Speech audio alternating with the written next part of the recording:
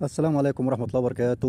ومن سانت كاترين أحييكم جميعا، منورين. وهوري لكم حاجة كده ما شاء الله، أتمنى تعجبكم جميعا.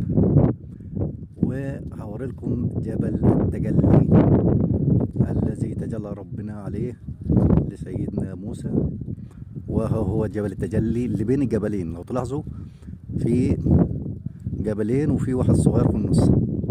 ولما جاء موسى لميقاتنا وكلمة ربه قال ربي أرني أنظر إليك، قال لن تراني ولكن انظر إلى الجبل فإن استقر مكانه فسوف تراني. فلما تجلى ربه للجبل جعله دكا وخر موسى صاعقا.